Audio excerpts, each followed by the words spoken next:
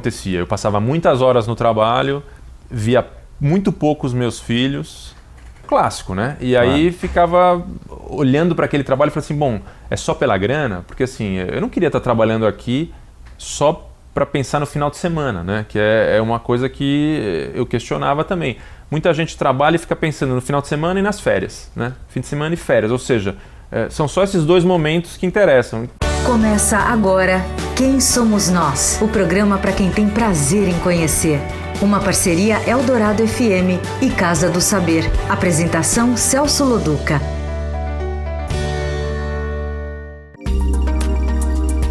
Boa noite, começa agora o Quem Somos Nós, um programa para quem tem prazer em conhecer. Toda segunda uma nova conversa sobre a natureza humana com alguém que pode nos trazer um olhar, no mínimo, interessante.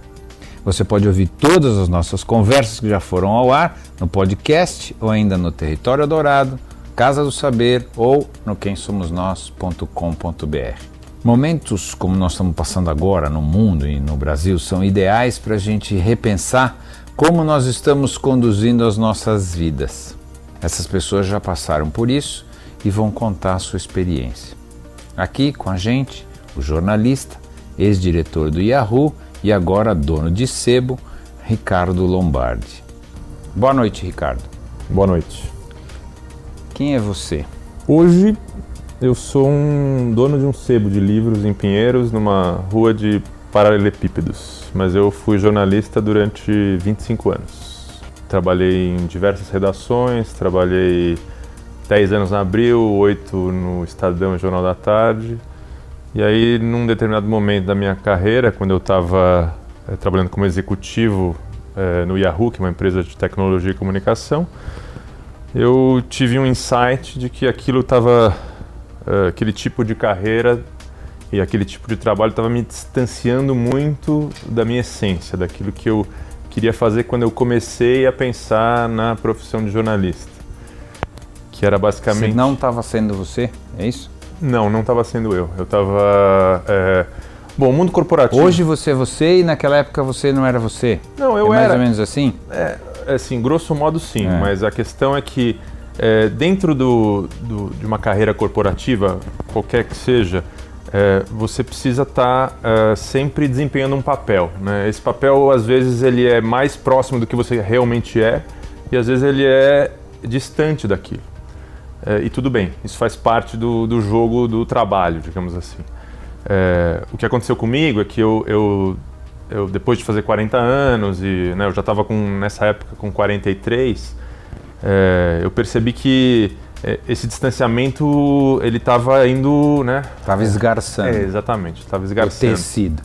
E aí eu achei que era hora de me reinventar, né? Então, assim, eu sempre tive essa questão do autoconhecimento, né? Eu sempre pensei muito naquilo que eu fazia, eu não simplesmente deixava as coisas acontecerem, eu ia questionando ano a ano. E se o caminho era aquele, se era isso que você queria fazer, etc. Exato. E aí eu sempre tive essa ideia da abelha, né? Quer dizer, ao contrário das abelhas, que elas já nascem determinadas para desempenhar um papel a vida inteira, eu acho que a graça do ser humano é que a gente pode se reinventar o tempo inteiro, né? Não importa a idade e não importa... Em tese, né? Tem gente que é mais difícil, tá vendo? Classe média, não sei o que, é mais fácil se reinventar. Todo mundo pode se reinventar, mas existem mais facilidades para alguns do que para outros. Não sei. O que eu acho é que você pode, enfim, escolher um caminho, né? Quer dizer, é aquela história... toda escolha envolve uma perda, né? Então pode ser na relação pessoal, pode ser na relação profissional.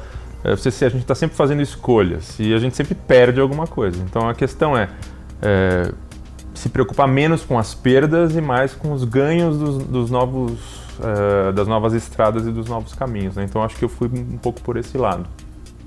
E aí resolvi.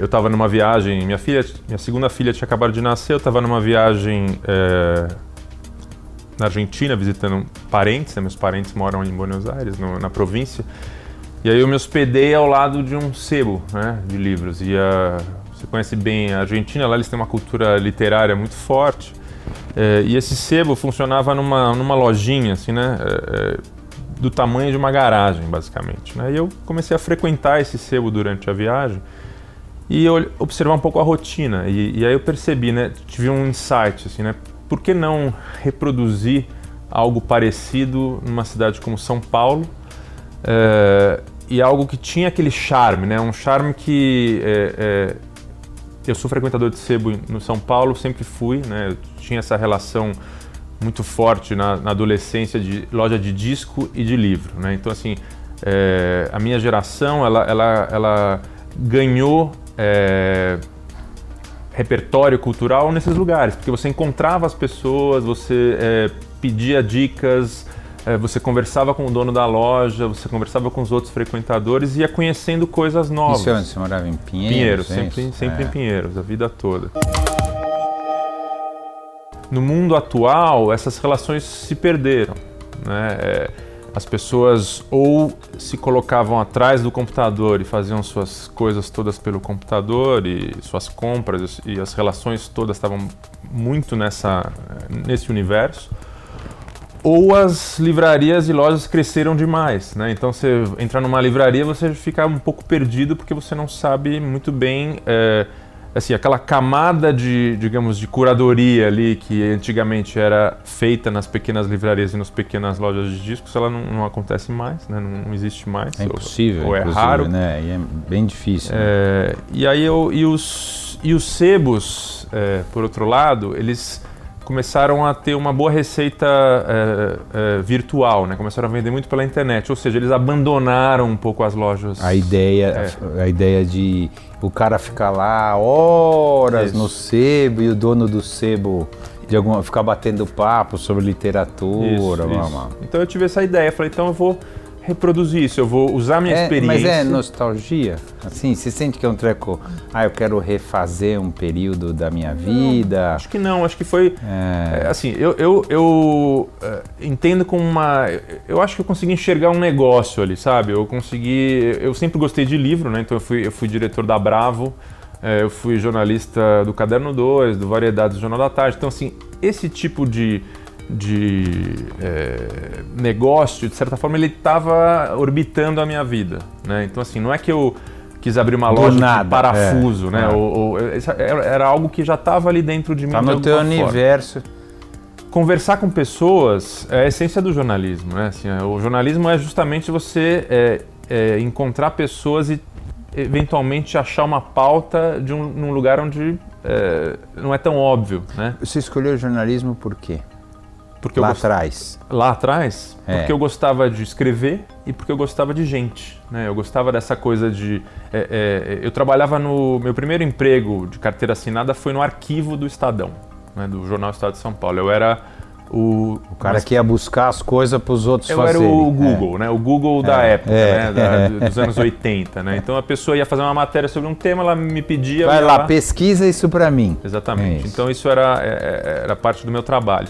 E aí eu fui observando um pouco, eu estudava Direito nessa época, eu fui observando o trabalho dos jornalistas que frequentavam... Mas você estava por grana, então? Você estudava Direito e trabalhava lá no Estadão para pagar conta? Sim, meus pais tinham se separado, minha mãe vou pagar conta, então você não escolheu o jornalismo, na verdade? Não. Foi Não, eu escolhi... Um emprego. Eu escolhi o Direito e arrumei um emprego no jornal. Um emprego no jornal, isso. Só que ao me relacionar com os jornalistas do jornal, eu percebi que aquilo era uma profissão interessante. Eu acho mais legal do que advogado, isso.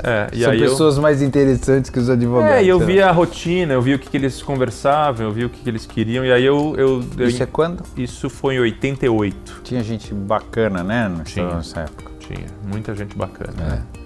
Marcos Faerman era repórter, Marcelo Aquino era editor-geral do Jornal da Tarde, o Ivan Ângelo escrevia... no Jornal da Tarde. Dava para aprender bastante.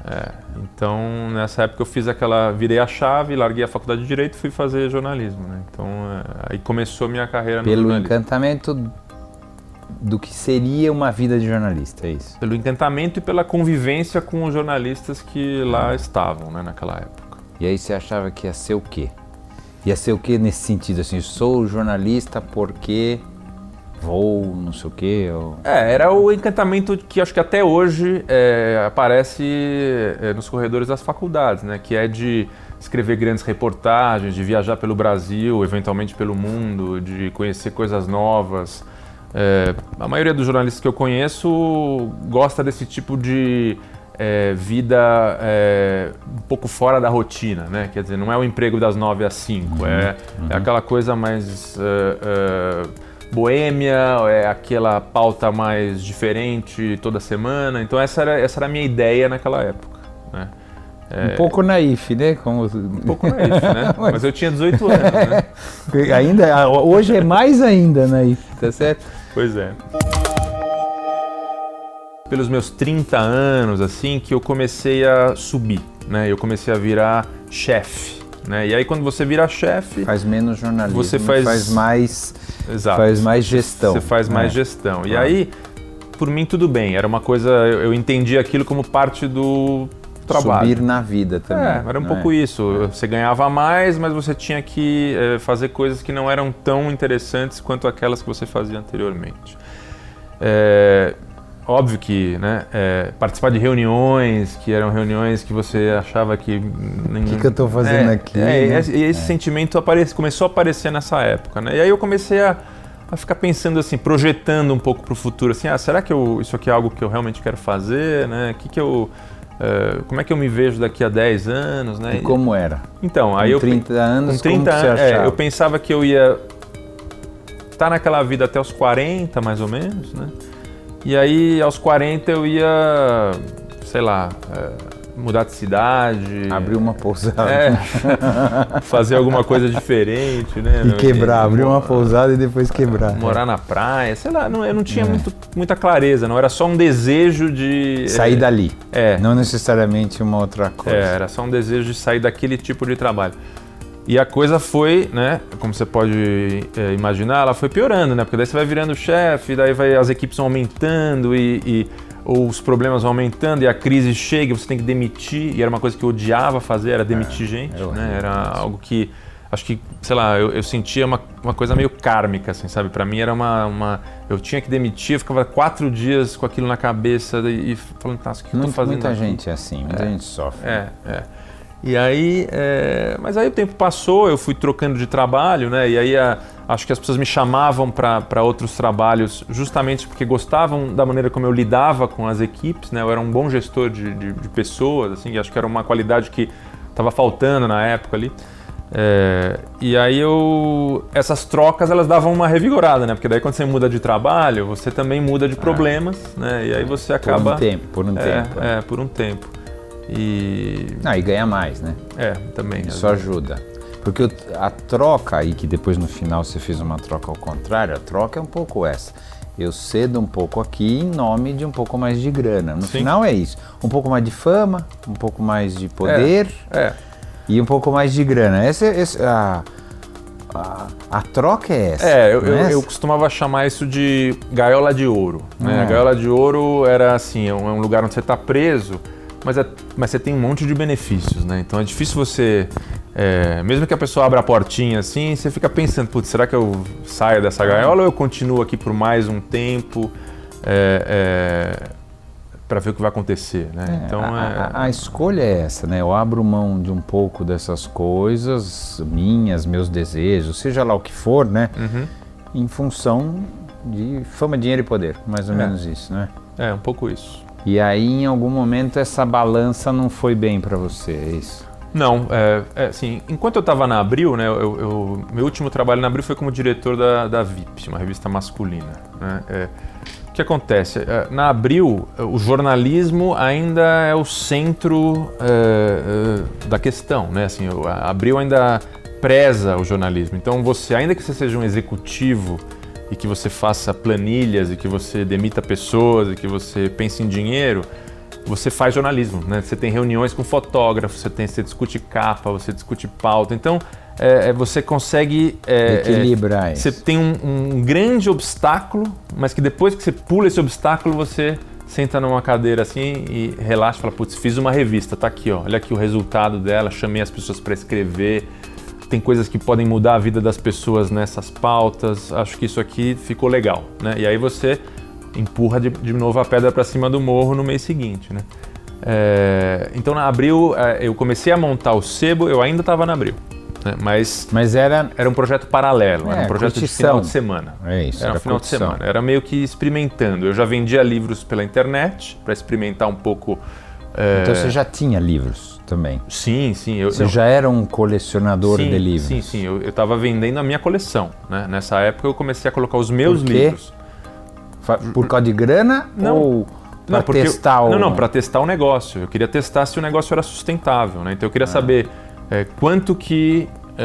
Quanto dá para ganhar vendendo livro velho? Isso, exatamente. Eu recebi um convite para participar de um processo seletivo para um cargo de executivo no Yahoo. E um processo que durou 6 meses, 9 entrevistas. Achei que a coisa não ia rolar, porque demorou tanto, né? E depois eu vi que geralmente demora assim mesmo. E aí, no começo do ano de 2014, eles me chamaram para essa vaga, que era para ser diretor de conteúdo lá, Head of Media, um nome super bonito, um salário ótimo.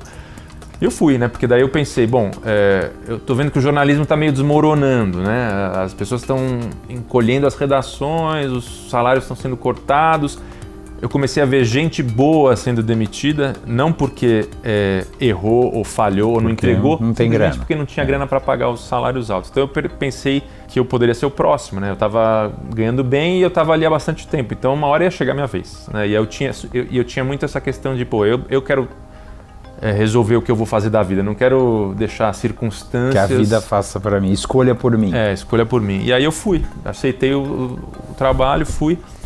E foi engraçado porque é uma empresa incrível, eu viajava todo mês para os Estados Unidos, fazia reuniões ótimas, aprendi muito. Só que a distância, né, o Yahoo não é uma empresa de comunicação, é uma empresa de tecnologia e dentro do cardápio deles eles têm comunicação, né? Mas eles não são uma empresa de jornalismo, ou seja, o jornalista para eles é mais uma pecinha na engrenagem toda. Então, aquilo que eu vivia como executivo numa empresa de jornalismo, eu passei a viver... Ao outro lado. O outro lado. Eu comecei a fazer planilha o tempo inteiro, não fazia mais jornalismo, não fazia mais reunião de pauta, não cuidava mais do jornalismo. Eu virei um executivo e tinha gente abaixo de mim que fazia as coisas, cuidava da... Por acaso tinha um jornalismo.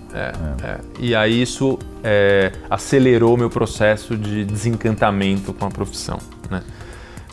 E aí eu pensei... estava desmoronando também a profissão. Eu acho que tem uma coisa, talvez... Não sei, estou chutando, né? Mas é isso, a profissão de jornalista está meio em xeque de todos os jeitos. Tanto financeiro, como modelo, como as indústrias, como o próprio jornalista. Eu não sei o quanto isso te pegou também nesse sentido. Né? Me pega por um lado, porque eu vivi uma época, né? Pelo menos eu acho que assim, a minha geração viu uma época de muita riqueza assim, né, no jornalismo, nos anos 90, 80, 90, 2000 ali, então você tinha bons salários, bons empregos, né, e às vezes um projeto não dava certo, tinha outro começando, né, então e o jornalista não sabia fazer outra coisa, a não ser editar, escrever. Eu acho que agora exige-se mais, né, você precisa saber mais coisas, você precisa entender de mais áreas para ser um bom jornalista, né? Então quem está entrando agora talvez tenha mais facilidade para assimilar essas mudanças e quem já estava ali tinha que, né, correr atrás, né? Então assim, a sensação que eu tinha, por exemplo, no Yahoo é que eu estava desempenhando um papel ali que provavelmente um administrador de empresas faria melhor. Né? Eu estava ali... Por que você acha que eles escolheram um jornalista? Porque eles queriam alguém de mídia, né? Eles queriam alguém, pelo tipo de pessoa que os headhunters estavam procurando, eles estavam procurando gente assim, que estava trabalhando em redações e que podiam cuidar de conteúdo, né? Só que na prática isso era um pequeno pedaço da rotina, né? Quanto tempo você ficou? Né? Fiquei 1 ano só. E aí entrando nessa questão do autoconhecimento, né? Eu sempre tive eu sempre me encantei muito com essas histórias de acidentes e pessoas que se salvam de desastres de avião e que depois eles sobrevivem e falam, nossa, vou mudar minha vida, porque eu percebi que, né, isso foi um sinal, né? E aí eu pensava assim, mas por que você precisa esperar um momento... O sinal para poder... para poder mudar. Por que você precisa vivenciar uma experiência radical para poder tomar uma decisão difícil? Porque que você não pode tomar essa decisão? Por que isso não pode amadurecer dentro de você? Porque né? é difícil.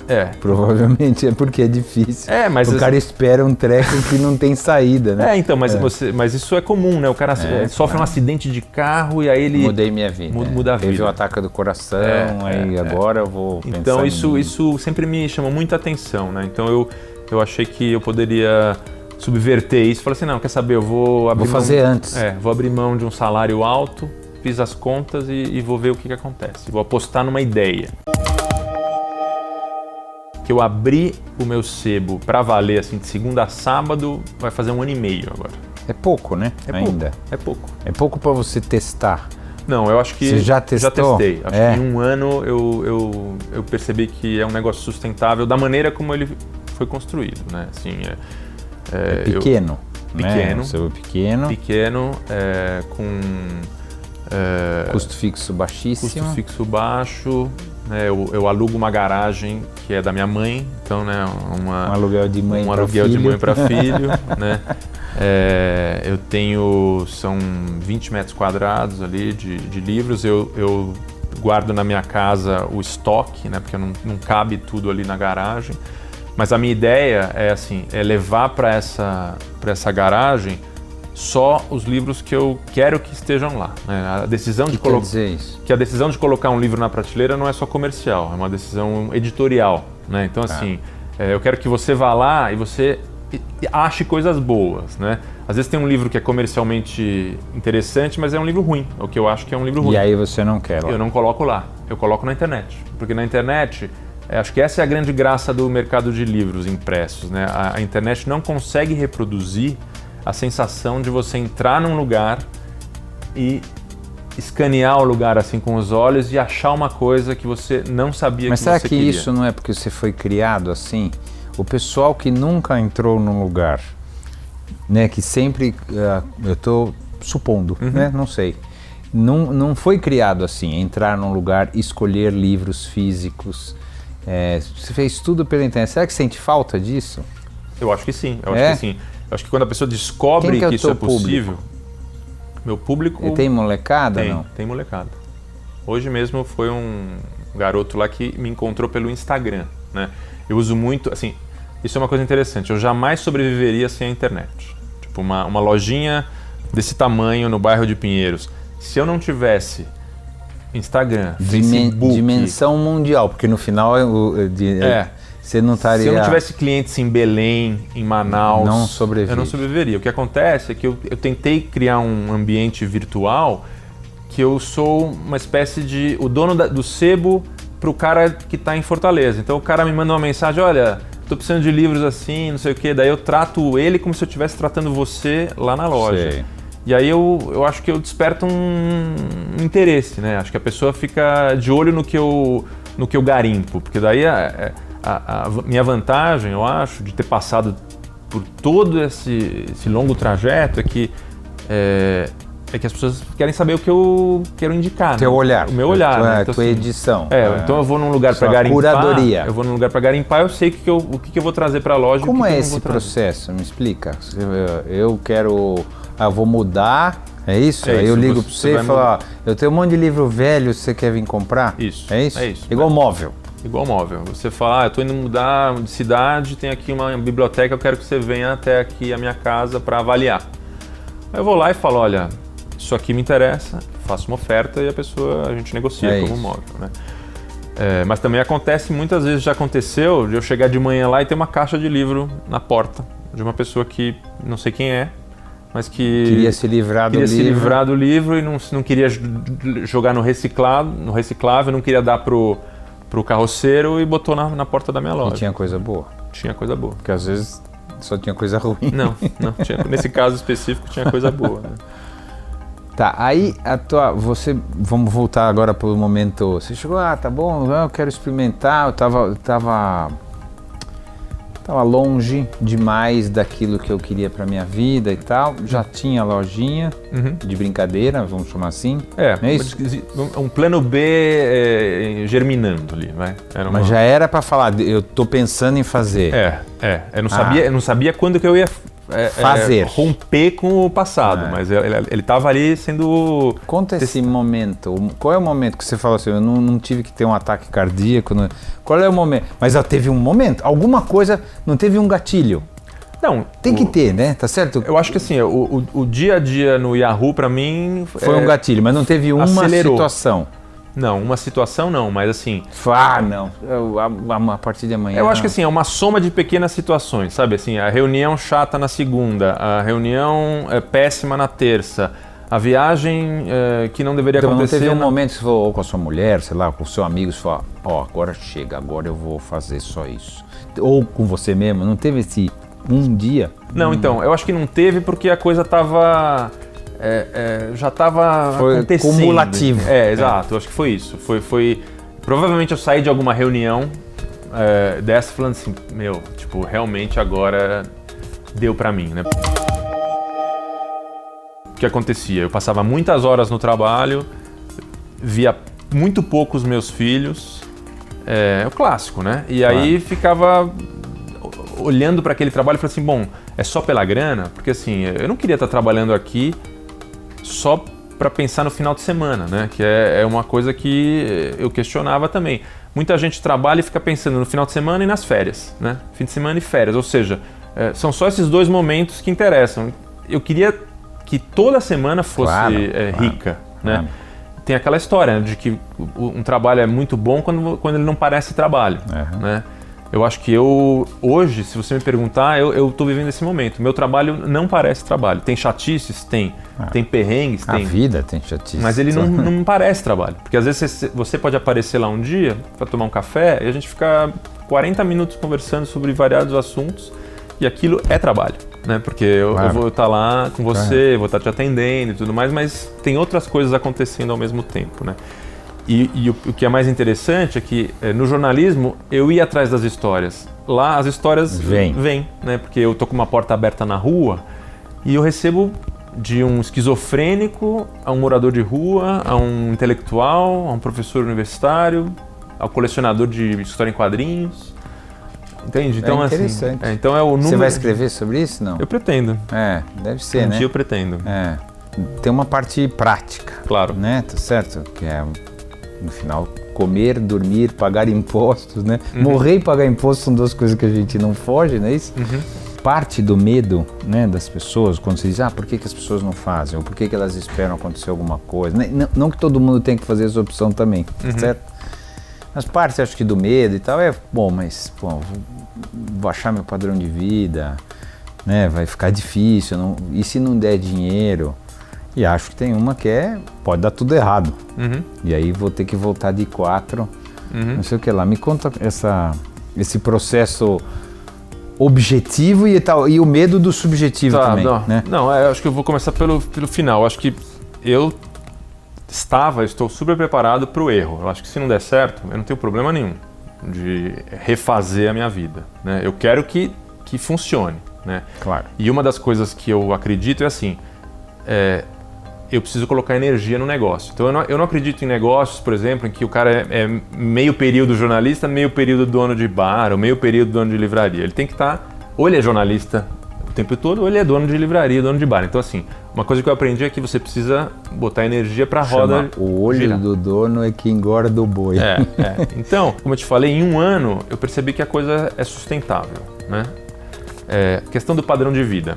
Aí tem duas coisas. A primeira tem muita gente que está apegada ao cargo, né? Então, assim, durante muitas ocasiões da minha vida, eu sabia que eu estava sendo convidada para alguns eventos. O convidado não era eu, era o diretor de redação da revista. Por acaso você estava lá. Exatamente.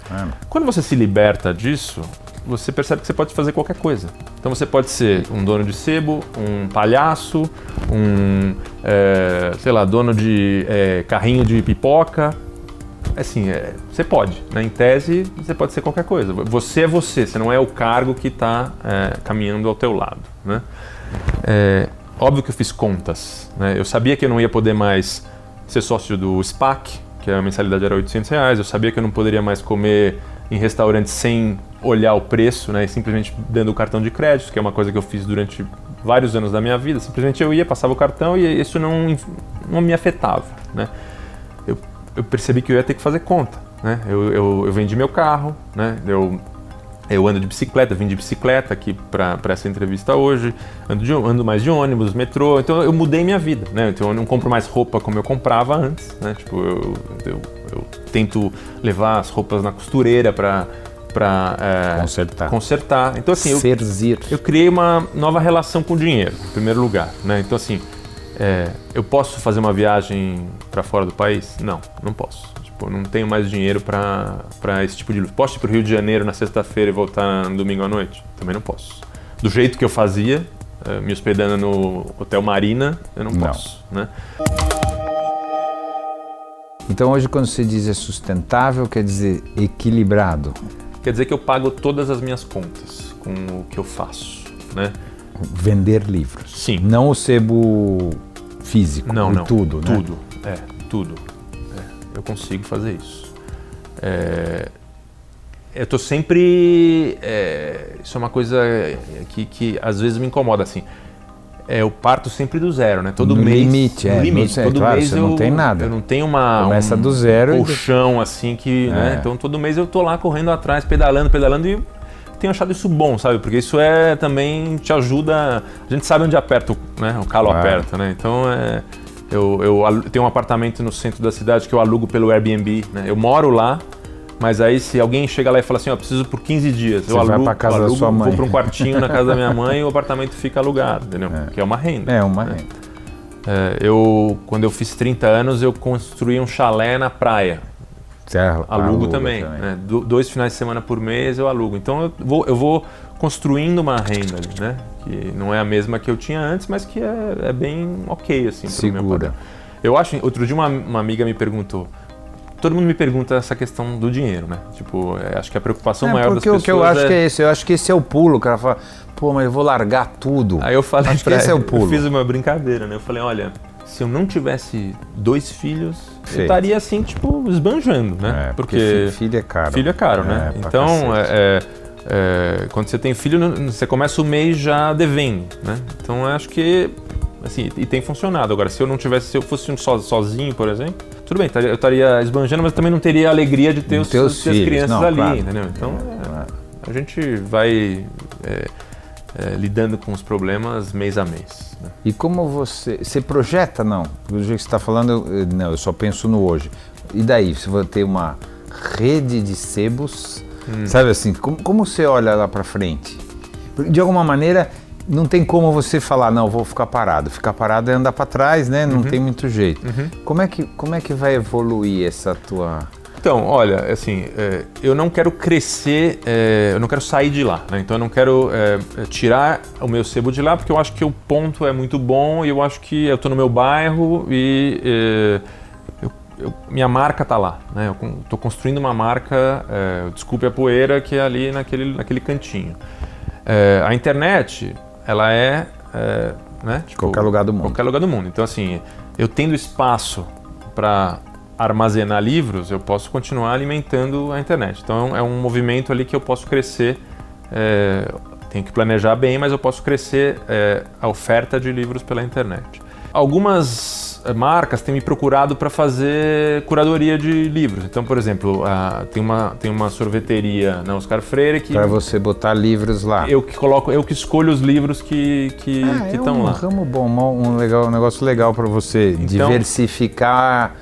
receita. Exato. Então o que eles enxergaram? Eles enxergaram em mim um cara que pode, em vez de eles comprarem os livros no sebo qualquer ali e colocar, eu escolho os livros que vão estar lá. Então eles compram de mim. E eles vão vender lá os livros? Não, eles dão os livros, né? Tipo, é um espaço, as pessoas pegam e supostamente teriam que devolver. Né?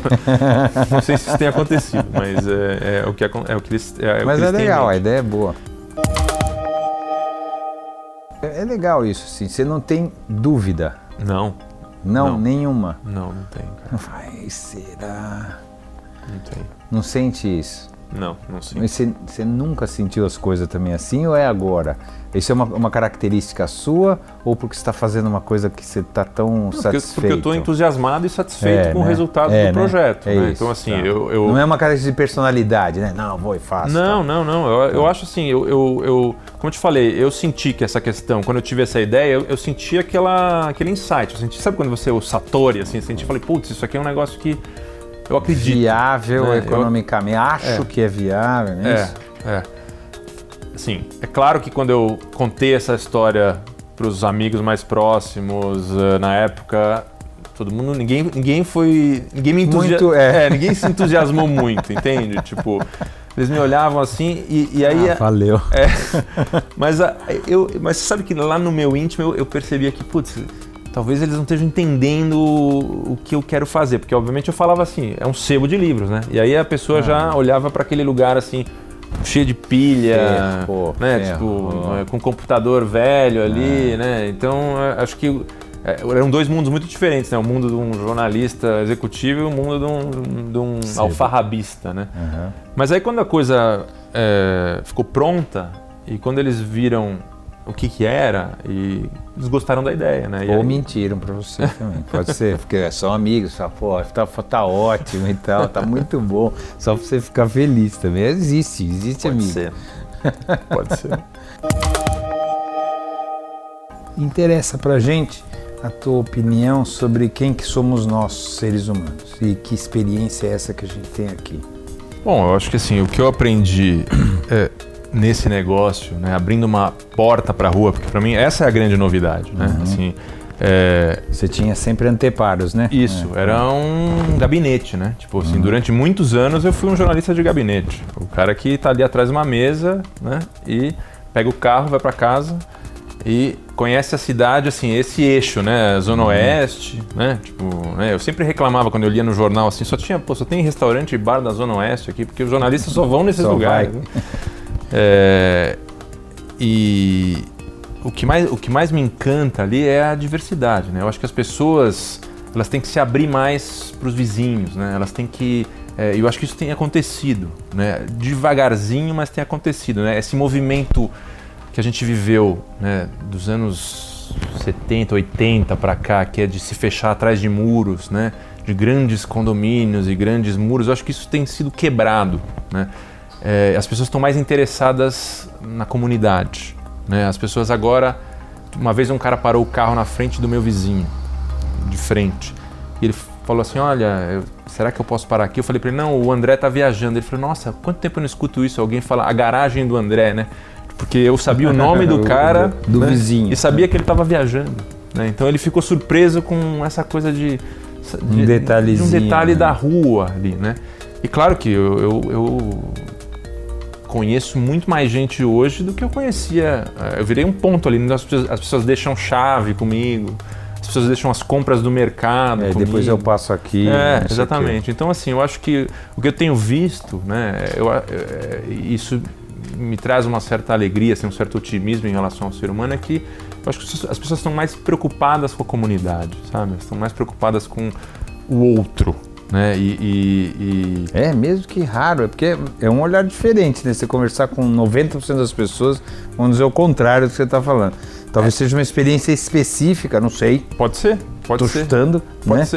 Pode ser, mas eu tenho visto isso, sabe? Eu tenho visto essa preocupação com o outro, assim, e é uma coisa que... Você é otimista? Eu sou. Você está otimista? Estou. Com a nossa experiência na Terra? Eu estou, mas eu acho que, de novo, acho que a pessoa, o ser humano, ele precisa do autoconhecimento, né? Ele precisa questionar, ele precisa estar sempre refletindo a respeito da sua existência. Não dá para deixar levar, entende? Eu acho que o que eu tento, quando eu falo, vejo que a pessoa quer um tipo de conselho, eu falo assim, olha, não deixa levar, não deixa as circunstâncias da vida... Assuma as rédeas da sua própria vida. Eu acho que é isso, né? E isso é uma coisa que eu percebo que, assim, mais pessoas, os jovens principalmente, querem isso e se preocupam com isso e abrem mão de empregos e carteira assinada e benefícios para ir atrás de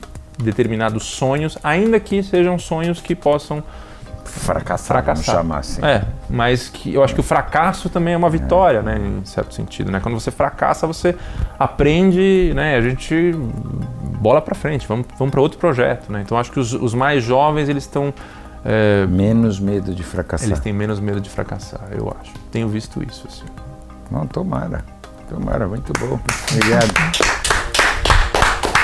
Você ouviu Quem Somos Nós? Uma parceria Eldorado FM e Casa do Saber. Apresentação Celso Loduca.